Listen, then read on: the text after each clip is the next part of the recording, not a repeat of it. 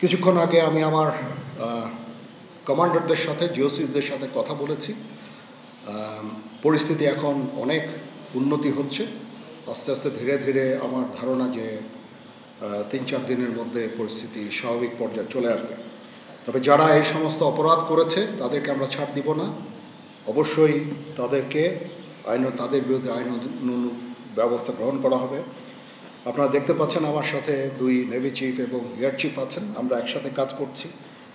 কিছুক্ষণ আগে আমার প্রফেসর ইউনুসের সাথেও কথা হয়েছে, ওনার সাথে কথা বলে আমার খুব ভালো লাগলো। আমার কাছে মনে হয়েছে উনি অত্যন্ত আগ্রহী এই কাজটা করার জন্য, এবং আমি নিশ্চিত যে উনি আমাদেরকে একটা সুন্দর গণতান্ত্রিক প্রক্রিয়ায় আমাদের নিয়ে যেতে সক্ষম হবেন এবং আমরা এ থেকে উপকৃত হব।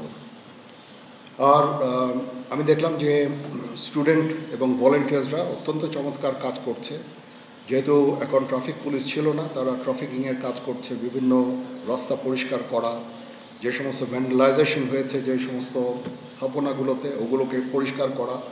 আমরা অত্যন্ত আনন্দিত যে তারা এই ভালো কাজগুলো চালিয়ে যাচ্ছে। আমি তাদেরকে অনুরোধ করব যে এই ভালো কাজগুলো যেন তারা চালিয়ে যায় এবং বিভিন্ন জায়গায় ঢাকার বাইরে যে সমস্ত লুটতরাজ অপরাধ সংগঠিত হচ্ছে ওগুলো প্রতিহত করার জন্য আমি তাদেরকে অনুরোধ করেছিলাম এবং তারা সেই কাজও করছে, এবং আমি নিশ্চিত যে আমরা সবাই মিলে একটা সুন্দর আবার স্বাভাবিক পরিস্থিতিতে আমরা ফেরত চলে আসতে পারব।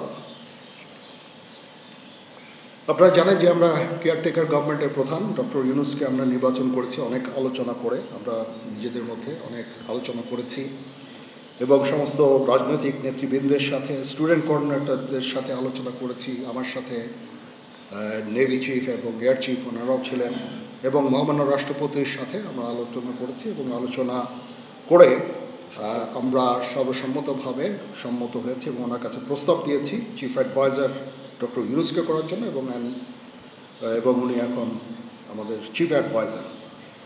কালকে আসবেন, কালকে হয়তো দুপুরে উনি এসে পৌঁছাবেন, আমি ওনাকে রিসিভ করতে যাব। আমরা ওনাকে সর্বতোভাবে সহায়তা করব। আমি army chief, navy chief, air chief, এবং আমি নিশ্চিত যে উনি সমস্ত রাজনৈতিক দল এবং সবার কাছ থেকে সাহায্য সহযোগিতা পাবেন, স্টুডেন্ট ফোরাম, স্টুডেন্টস, এবং আমরা সবাই মিলে ওনাকে সাহায্য করব এবং আমি নিশ্চিত যে তাহলে উনি অত্যন্ত সফলভাবে ওনার এই কাজ সমাধা করতে সক্ষম হবেন। অনেক ধরনের গুজব চলছে, আমি জনগণকে আহ্বান করব এ ধরনের গুজবে যেন কান না দেয়। আমরা একটা চমৎকার পরিবেশে সুন্দরভাবে সবাই মিলে আমরা কাজ করে যাচ্ছি। আমার সেনাবাহিনী নিয়ে বিভিন্ন সেনানিবাসের মধ্যে বিভিন্ন কিছু হচ্ছে ইত্যাদি সমস্ত গুজব রটনা করা হচ্ছে, এগুলোতে আপনারা কান দিবেন না এবং আপনারা এই ধরনের গুজব ছড়াতেও দয়া করে সাহায্য করবেন না।